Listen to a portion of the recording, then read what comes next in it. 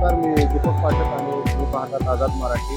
पुणे शहर एक ऐतिहासिक शहर आहे आणि या शहरामधल्या वाड्यांना इतिहास आहे, इथल्या रस्त्यांना इतिहास आहे, अनेक वास्तू अशा आहेत ज्यांना इतिहास आहे. त्याच पद्धतीनं अनेक पदार्थ असतील, अनेक उपहारगृह असतील, यांना देखील एक इतिहास आहे. आणि अशाच एका ऐतिहासिक अशा उपहारगृहामध्ये आलेलो आहे. आत्ताच तुम्ही नावही बघितलं असेल. मी आलेलो आहे आत्ता वैद्य उपहारगृहामध्ये आणि या ठिकाणचं मिसळ जी आहे तर ती मिसळ अतिशय प्रसिद्ध आहे. आणि ही जी मिसळ आहे तर ही मिसळ एक दोन नाही तर 116 वर्षांपासून हे उपहारगृह सुरू आहे. आणि याच उपहारगृहाच्या बाबतचे अनेक रंजक अशा पद्धतीची माहिती आपल्याला जाणून घ्यायची आहे. सो आपण या उपहारगृहामध्ये आलेलो आहोत आणि माझ्यासोबत दीपक जोशी सर आहेत. सर, स्वागत आहे. त्यांच्याकडनं आपण ही सगळी माहिती घेणार आहोत. सर, काय चाललंय? जकास. बरं, मी जसं सुरुवातीला सांगितलं की 116 वर्षापासूनची 116 वर्षांपूर्वीची ही उपहारगृह आहे. तर नेमका सुरुवात कशी झाली इथपासून आपण सुरुवात करू. माझ्या पंजोबांनी या उपहारगृहाची सुरुवात केली. माझे पंजोबा उसगाव नावाच्या कोकणातल्या गावातून पुण्यात आले होते आणि ते पुण्यात चरितार्थ शोधत होते. त्यांनी राहण्याचं घर ज्या ठिकाणी घेतलं भाड्यानं, त्या घराच्या मालकांचं नाव जोगळेकर होतं आणि त्यांचं उपहारगृह होतं. ते वसंत टॉकीजच्या जवळ होतं, म्हणजे लाल महालाच्या बाजूला होतं आणि ते चांगलं चालत होतं. त्यामुळे माझ्या पंजोबांना असं वाटलं की आपणही या व्यवसायात यावं आणि कोकणात तयार केलेले पदार्थ, कोकणातले पदार्थ इथं विकावेत. त्यामुळं त्यांनी उपहारगृह सुरू करण्याचं ठरवलं. हा फडक्यांचा, सरदार फडक्यांचा वाडा. हा वाडा 3 मजली होता. बरं, हा वाडा पण जुनाच असेल ना? हा वाडा 1799 साली याची वास्तुशांत झाली होती. म्हणजे 1799 म्हणजे 1800चं अख्खी 100 वर्ष, 1900ची 100 वर्ष आणि आताचे 26 वर्ष असे या वाड्याला 227 वर्ष झाली आहेत. ही जागा होती इथं पळशाची वखार होती त्या काळात. ती वखार जाऊन त्याच्या जागी आमचं उपहारगृह त्यांनी सुरू केलं. आता इथं खालती चकाचक जमीन दिसतीये, फरशा दिसत आहेत. त्या काळी शेणानं सारवलेली जमीन असायची. ही टेबल्स जी काही आहेत ती बऱ्यापैकी काही टेबल्स त्या काळातली आहेत. एवढे जुनी आहेत? येस. हे जे पर्टिक्युलर टेबल आहे, हे त्या काळातलं, हे ते टेबल त्या काळातलं टेबल आहे. कास्टिंगचं टेबल आहे. अशी सगळी टेबल्स होती. परंतु कास्टिंगचं असल्या कारणानं हलवा हलवीत ते तुटलं की वेल्ड होत नाही आणि मग ते वापरता येत नाही. त्यामुळे ही आजची नवीन बेस टेबलचे आम्हाला करावे लागले. परंतु संगमरवरी टॉप किंवा ग्रॅनाइटचा टॉप आणि कास्टिंगची टेबल्स असं तेव्हापासनं होतं. ही पेंटिंग राजा रवी वर्माची वगैरे ती त्या काळातली पद्धत होती. बरं, ती आम्ही तशीच ठेवलेली आहे. सुरुवात कशी झाली? मिसळ कशी बनायला सुरुवात? मिसळ हा पदार्थ हा उरलेल्या पदार्थांचा एकत्र केलेला पदार्थ आहे. या पदार्थाकरता मिसळ हा लेफ्टओव्हर मधला पदार्थ आहे. म्हणजे काही उरलेल्या गोष्टी एकत्र करून तुम्ही मिसळ म्हणून सर्व करू शकता, घरामध्ये खाऊ शकता. आदल्या दिवशीच्या रात्रीची मटकीची उसळ, बटाटे वड्याचं सारण, भज्याचा चुरा, अशा गोष्टी एकत्र करून मिसळ सर्व केली जायची. आम्हाला मात्र ते प्रिव्हिलेज नव्हतं.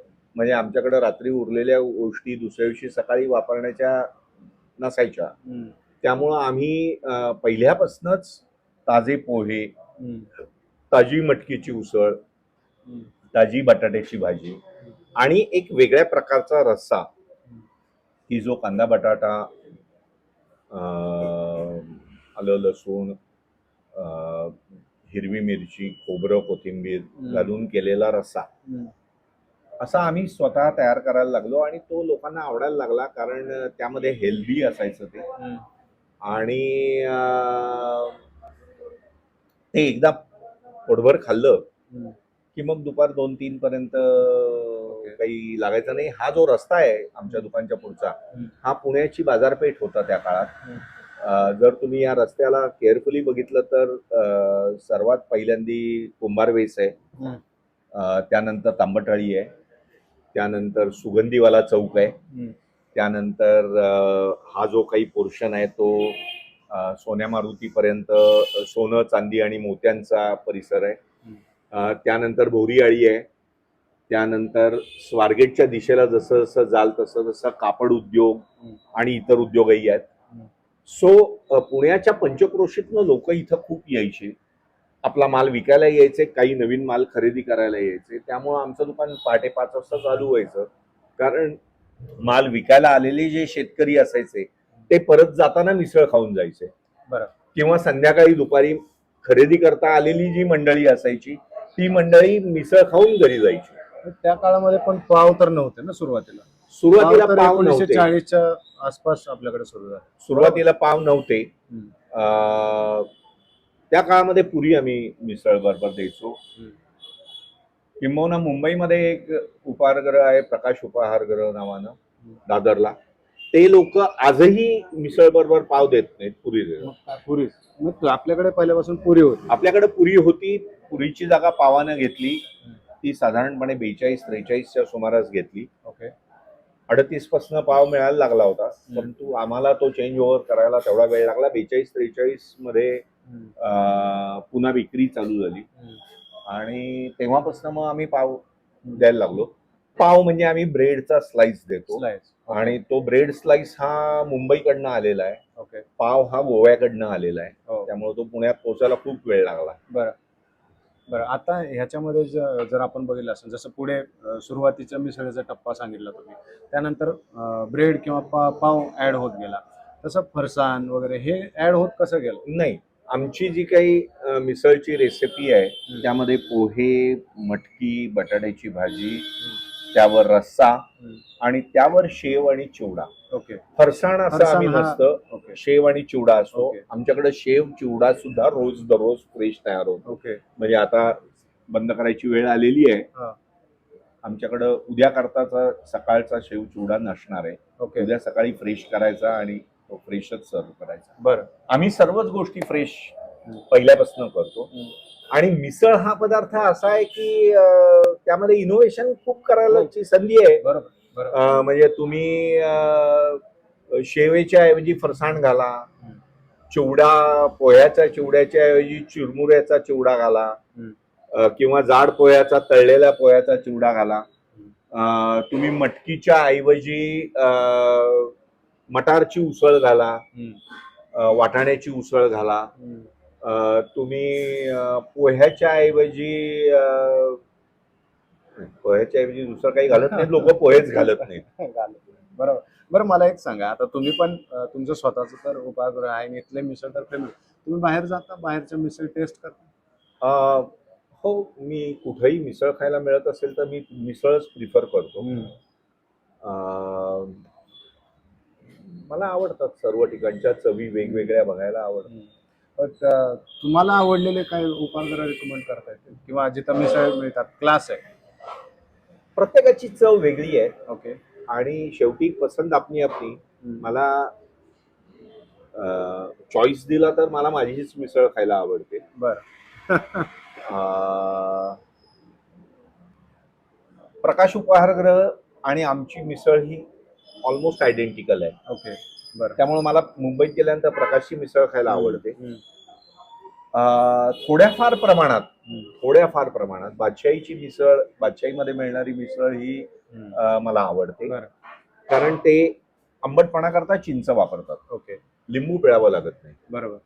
बरं, आता आपण जर बघितलं असेल तर पुण्याची मिसळ भारी की नाशिकची भारी का ठाण्याची भारी की मुंबई, असं सारखं चाललेलं असतं. हे सगळे वाद तुम्ही ज्या वेळेला बघता त्यामुळे तुम्हाला काय वाटतं? मला हसू येतं. मिसळ ही मिसळ आहे. प्रत्येक मिसळ ही वेगळी आहे. आणि मिसळमध्ये इनोव्हेशन लोकांनी खूप करावं असं माझं मत आहे. स्कोप आहे, एंडलेस स्कोप आहे. आता माझं 116 वर्ष जुनं आहे. दुसरं कोणी 116 पेक्षा जास्त असेल तर मी म्हणेन.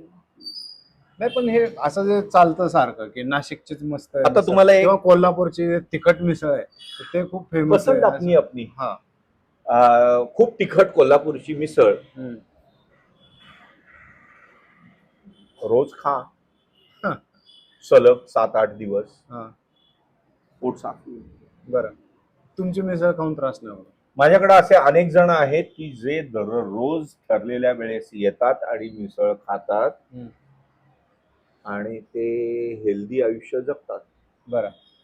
आता हे आपल्याकडं खूप मोठमोठे लोक येऊन गेले, पॉलिटिशियन्स असू द्यात, कलाकार असू द्यात, खूप सगळे. तुमच्या काय या रिगार्डिंगच्या काय आठवणी आहेत जसं सांगता येतील आ, असं? मी 87 पासनं दुकान चालवायला लागलो. हम्म.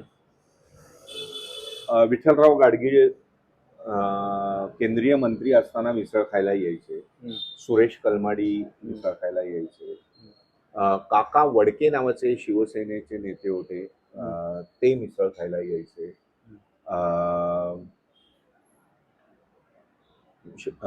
पुनावाला होता, तो यायचा. कलाकारही अनेक. कलाकार यायचे. वसंतराव देशपांडे आमच्याकडनं भजी घेऊन जायचे. म्हणजे त्यांचा कार्यक्रम असेल तर त्यावेळेस आमच्याकडनं भजी घेऊन जायचे. तबलावाले एक जण फेमस होते, मला त्यांचं नाव आता आठवत नाहीये. त्यानंतर अप्पा जोगळेकर, जोगळेकर का जमखिंडीकर एक पेटीवाले होते, तेही यायचे. कलाकार यायचे. नाही कारण पहिले जे उपाहारगृह आहेत मोस्टली तर ते नाट्यगृहाच्या जवळपासच तयार घेऊन झालेले आपल्याला पाहायला पण मिळतात. म्हणून त्यांच्याकडं कलाकार जाऊन खाण्याची वेळ मला माहित नाही. पण झाल्यानंतर नाटक झाल्यानंतर पेक्षाही नाटकाच्या इंटरव्हल मध्ये वगैरे ते तिथं मागवत असतील. I really don't know. पोटभर, हेल्दी आणि थोडस मी किंमत मॉडरेट ठेवत होतो. आता ती मॉडरेट तेवढी ठेवणं मला शक्यच नाहीये. क्वांटिटी कमी केली तर मला आजही मॉडरेट किंमत ठेवता येईल. म्हणजे 60, 70, 80 रुपयांमध्ये मी मिसळ आजही देऊ शकेन जर मी क्वांटिटी कमी केली. आय क्लेम बेट की माझी क्वांटिटी ही इतर कुठल्याही मिसळच्या क्वांटिटीपेक्षा जास्त आहे. पोटभर. बरं. रस्सा आम्ही अनलिमिटेड देतो, त्यामुळं 2 स्लाइस 4 स्लाइसही लोक खाऊ शकतात. पूर्वी एकेकाळी माझ्याकडची मिसळ किफायतशीर होती, कमी किमतीची होती. इतर सर्वांपेक्षा माझ्या किमती कमी असायच्या एकेकाळी. आता ते मला तेवढं ठेवणं पॉसिबल होत नाहीये. त्याला 2 कारणं आहेत. एक कारण होणारी महागाई आणि अवेलेबल मॅनपॉवर फार कमी होत चालली आहे आणि मग ती रिटेन करण्याकरता त्यांना एक्स्ट्रा पे करावं लागतं.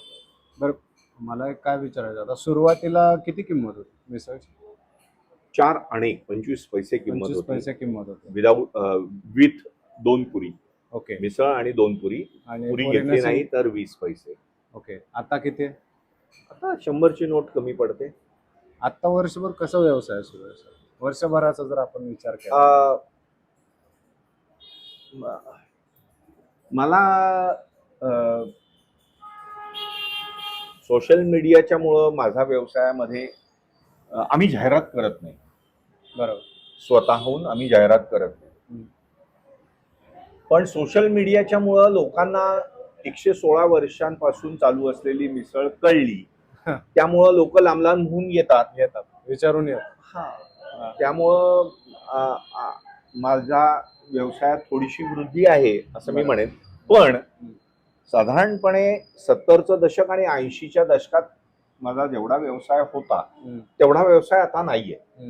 कारण त्यावेळेस कॉम्पिटिशन खूप कमी होती. आता कॉम्पिटिशन खूप वाढली. बरोबर. म्हणजे आता अव्हेन्यूज वाढलेत. बरोबर. आणि मग मी ज्या ठिकाणी आहे त्या ठिकाणापासून थोड्या अंतरावरती मला जर पोटभर खायला मिळत असेल तर मी का लांब जाईन. पुणेकर जे आहेत आपले, तर पुणेकर म्हणजे खवय्ये तर आहेतच, पण त्यांना चांगलं वाईट काय आहे ते लगेच समजतं. तुम्ही एवढ्या वर्षांपासून हे चालवताय म्हणजे ऑब्विस तुमची क्वालिटी पुणेकरांना आवडलेली आहे, पसंतीस उतरलेलं आहे, त्याच्यावर शिक्कामोर्तब तर केलेलंच आहे. पण आज जर आपण बघितलं तर अनेक अशा पण मिसळ मिसळ मिसळपावचे हॉटेल्स सुरू होतात, उपाहारगृह सुरू होतात, फार काय टिकत नाही. काय झालं असं? त्यांना ती जी पल्स मिळावी लागते, नस मिळावी लागते, पल्स मिळावी लागते, ती कदाचित मिळत नसेल. बेसिकली लोकांना काय पाहिजे, कुठल्या एरियातल्या लोकांना काय पाहिजे हे जर कळलं तर तो व्यवसाय चांगला करू शकतो त्या एरियामध्ये. मी जसं सांगितलं, या रस्त्यावरती खूप पुण्याबाहेरून येणारी माणसं असायची आणि ते शेतकरी असायचे आणि त्यांना काहीतरी पोटभर लागायचं म्हणून हे आमचं दुकान प्रसिद्ध झालं आणि ती टेस्ट मेंटेन करून आम्ही देत राहिलो. जशी जशी या रस्त्याचं महत्त्व थोडं कमी होत गेलं तसं व्यवसायामध्ये शॉर्टफॉल आला. परंतु या परिसरात राहणाऱ्या सगळ्यांना ही या मिसळची एकदा चटक लागली की ते ही मिसळ खायला आता कोथरूडला गेले तरी इथं येतात, बिबेवाडीला राहायला गेले तरी इथं येतात, विश्रांतवाडीला राहायला गेले तरी इथं येतात किंवा इथून पार्सल घेऊन जातात. बरं, एकदा तुम्हाला ती पटली चव की तुम्ही ती चव साधारणपणे सोडत नाही. नॉस्टॅल्जिया असतो चवीचा की मी एका ठिकाणी एक चव घेतली, ती चव मी शोधत राहतो. तिथे येतोय. हा, मी श्रीमंत माणूस आहे. काय काय श्रीगोंद्याच आहे. श्रीगोंद्यावर नाही येता? येतो म्हणजे इथे आता राहायला आलो, पण बरं. इथलं आवडतं मला. हा, मी काय येतो. काय येतं बरं इथं? इथंच का? अजून तर मिसळची भरपूर दुकान. नाही नाही नाही. ही मिसळ म्हणजे अशी की आपल्या शेतकरी माणसाच्या जोडीची. गावाकडे जसे असते तसे. तरी बिरी असं काय नसते. हा, त्रास होत नाही त्रास अजिबात नाही. आणि पैसे परवडतंय का? कसं का महाग आता वाटते? पहिलं आता वाढत चाल, महागाई वाढली, वाढत चालणार. बरं, इथं आल्यावर यांच्या सगळ्यांचं वागणूक बोलणं कसं आहे? सुंदर सुंदर सुंदर आहे. हा, सुंदर आहे सगळे लोकांना तुम्ही आता बघत असाल कसे बोलतात, वागतात. चांगले सगळे, बोलायला चांगले, कोऑपरेटिव्ह आहे. हा, आणि काही म्हणजे असं उद्धटपणा इथं नाही. तुम्ही काय करता? तू शेतकरी. बरं, मग आता इथं कुठे? इथं तर मुलगा असतो इथं. हा, मग आता इकडेच आहेत तुम्ही? आता इकडे बरं, पण आवर्जून येता इथं? मिसळ खायची आठवण झाली की ते. बरं, बघा आता आपण एका कस्टमरशी तुमच्या समोर बोललो तर आपण बघतोय की हे का एवढं फेमस आहे. त्यांचं हो हो ग्राहकांशी त्यांचं एकंदरीत जे वागणं आहे, बोलणं आहे, याचा सुद्धा धंद्यावरती, व्यवसायावरती खूप काय परिणाम जसा होतो. मी चौथ्या पिढीतला आहे तसे माझ्याकडचे कर्मचारी पण चौथ्या पिढीतले आहेत. बरं, असलेले आमचे शांताराम बापू आहेत. हा, काय ते वयाच्या हो. 5व्या वर्षापासून आमच्याकडे आहेत. त्यांचे वडील होते. बरं, जवळजवळ प्रत्येक मुलाचं कोणी ना कोणीतरी माझ्याकडं पूर्वी काम करून गेलेलं आहे. बरोबर. त्यामुळं बेसिकली हे आम्ही चालू ठेवण्याच्या मागचा उद्देश हा ही कुटुंब जी आहे ती चालू आमच्यामुळं असं मी म्हणणार नाही, त्यांच्या कष्टानं. बरोबर. ते इथं कष्ट करतात, परंतु त्यांना कष्ट करण्याचा जो ॲव्हेन्यू आहे तो आम्ही उपलब्ध करून दिलेला आहे. त्या ॲव्हेन्यूला आपण बंद करायचं नाही. याच थॉट प्रोसेसनं माझ्या आजोबांनी मला इथं यायला लावलं आणि हे सांभाळायला लावलं. नाहीतर माझे मार्ग खूप वेगळे होते. बरं, मला एक शेवटचा प्रश्न आहे. आता अनेक आपण बघतो की हायफाय किंवा शोबाजी करण्यावरती जास्त भर आहे. मी आल्यापासून बघतोय की तुम्हीच सांगितलं की हा जो टेबल आहे तर तो जवळपास या मिसळ हाऊस हे जे उपाहारगृह आहे जेव्हा सुरू झालं तेव्हापासूनच आहे. तुम्ही हे मॉडिफाय करू शकला असतं? मग का नाही केलं? माझा बेसिक सरळ प्रश्न. जी मुलगी खरोखर सुंदर असते तिला मेकअपची गरज नसते. बरोबर. आणि काही खपवण्याकरता मेकअप करून खपवल्या जातात. बरोबर. मला माझी चव जी काही आहे माझ्या पदार्थांची ती लोकांच्या मनात रुजलेली आहे. त्यामुळं मेकअपची काही गरज नाही. आणि हा जो काही अँटिक लुक आहे हा. तो कुठं मिळणार? तो स्वीकारलाय सगळ्यांनी. तो नव्या पिढीला पाहायला कधी मिळणार? बरोबर. हे वरती जे काही आहे त्याला पाटणी म्हणतात. हा. आणि अशा पद्धतीनं लोड बेरिंगचं स्ट्रक्चर असायचं बरोबर बरोबर. असं सिव्हिल इंजिनिअरिंगला गेलेल्या शिक्षणात शिकवतात. इतरांना कधी कळणार? बरोबर. लाकडाच्या खांबांवरती इमारत उभी असायची हे नव्या पिढीला कधी कळणार? ते इथं आल्यानंतर ते इथं आल्यानंतर कळतं. त्याकरता आम्ही ते तसंच मेंटेन केलंय. खूप खूप धन्यवाद सर, खूप वेळ दिला तुम्ही आम्हाला. तर आज आपण मिसळची चव घ्या. वैद्य उपहारगृहाच्या ठिकाणी आलो होतो. त्यांच्याकडनं आपण सगळा इतिहास जाणून घेतला आणि त्यांचा व्यवसाय करण्याचा दृष्टिकोन काय आहे हा ऍक्च्युली तुमच्या समोर आणण्याचा आमचा प्रयत्न होता. आपण एका कस्टमर एका बाबांशी सुद्धा आपण बोललो तर त्यांनी सांगितलं की त्यांचं जे कस्टमरच्या सोबत वागणं आहे, बोलणं आहे ते अतिशय प्रेमानं आहे. आणि इतके जी मिसळ आहे तर त्याच्यामध्ये काय तर्री वगैरे किंवा असं खूप मसाले यूज करून काहीतरी आर्टिफिशियल त्याला बनवण्याचा अजिबात प्रयत्न नाही. म्हणून ही जी चव आहे ही ग्राहकांच्या जिभेवरती अनेक वर्षानुवर्ष रेंगाळते. आणि त्यामुळंच 116 वर्ष पूर्ण केल्यानंतर सुद्धा कस्टमरची या ठिकाणी रीग आपल्याला पाहायला मिळते. थांबूयात. धन्यवाद.